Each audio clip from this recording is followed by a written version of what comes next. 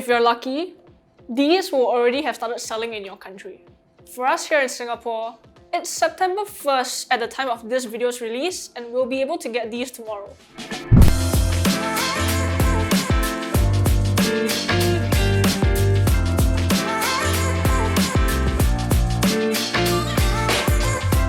Hey guys, we have the Samsung Galaxy Buds 2 with us today, and they're a surprisingly decent pair of earbuds for the price.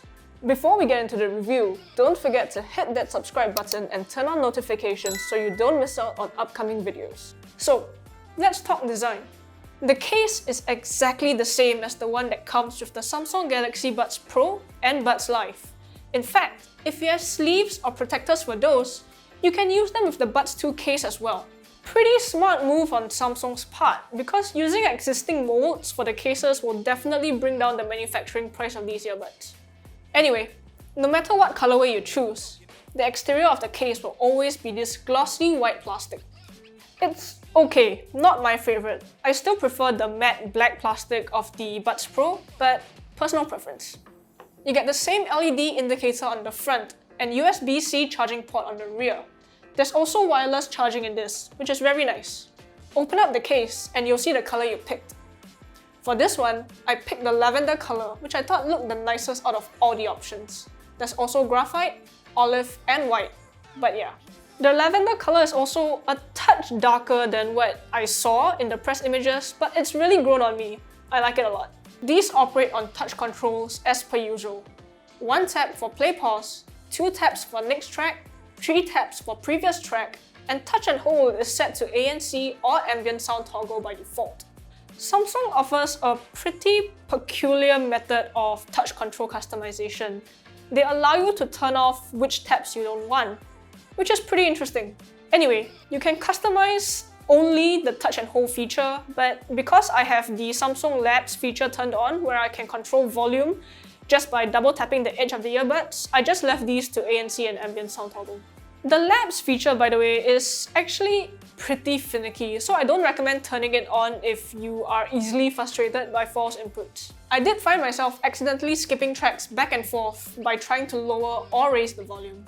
That being said, you'll definitely want to download the Samsung Wearable app because it gives you access to a lot of features.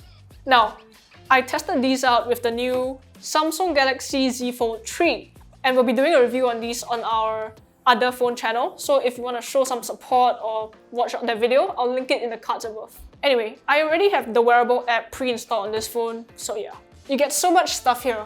EQ settings, earbud fit tests, seamless switching for compatible devices, find my earbuds and all that. Pretty comprehensive offering from Samsung here, so that's nice. There's also Bluetooth 5.2, which is great. I think I've spoken a lot about the benefits of Bluetooth 5.2, so the summarized version is that you get better audio quality and better battery life. There's also multi-point connectivity in a sense. You can easily swap between Samsung devices like, the watch, the phone, maybe you have a Samsung tablet. So yeah, kind of cool. You see a lot of tech companies doing this ecosystem thing, especially with Apple, like Apple iPhones and their AirPods Pro. So yeah. As for codec support, there's the usual SBC, AAC, and of course, Samsung's proprietary Samsung Scalable codec. This is a pretty important thing to note because the SSC is pretty much the main reason why you want to use this with a Samsung phone. You get better sound quality and lower latency, and it's just overall a better experience. Battery life is pretty good. Samsung claims 5 hours with ANC on, or 7.5 hours with ANC off, with a total of 20 hours or 29 hours respectively. I got around 4 hours and 35 minutes with ANC on, so pretty accurate. There's wireless charging like I mentioned earlier, as well as fast charging. 5 minutes of charge gives you around an hour of playtime, which is pretty handy. If you have a phone that supports reverse wireless charging, you can always plop the case down on the wireless charging coil and there you go.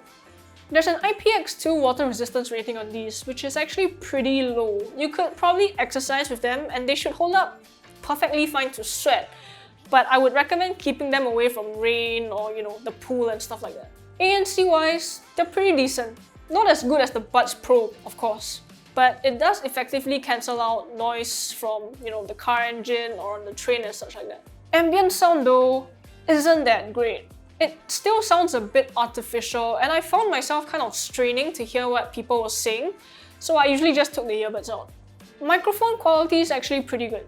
It's still clear that I'm speaking through earbuds, but soft noise like, wind noise from my fan or the fans whirring from my computer are pretty much non-existent when I'm speaking on calls. So yeah, sound quality though is pretty good. Samsung's offerings always tend to be on the balanced side of things, and it's no different here. The Buds 2 utilize a two-way driver design with a woofer and tweeter in each side, and they offer a clear, well-balanced sound that works well with a wide range of genres. My one quibble is that there isn't much sub-bass extension here, but overall you do get that thump in the bass and a pretty clear mid-range. Soundstage is okay. It's not very cramped, but it's not exceedingly wide either. Layering is a bit of a miss too, I think. There's just a bit too much compression and not enough air in between instruments. But again, for 248 Singapore dollars or around 150 US dollars, I think it's not too bad. People with a Samsung phone who are looking to get a new pair of earbuds that have ANC at a pretty decent price should definitely be considering these. It's a very good option in its price point, and at just 5 grams per earbud, the comfort is definitely there. Anyway, those are my thoughts on the Samsung Galaxy Buds 2. If you guys have any comments or questions, leave them down below. Don't forget to like this video and subscribe to us. Till the next one, see you guys!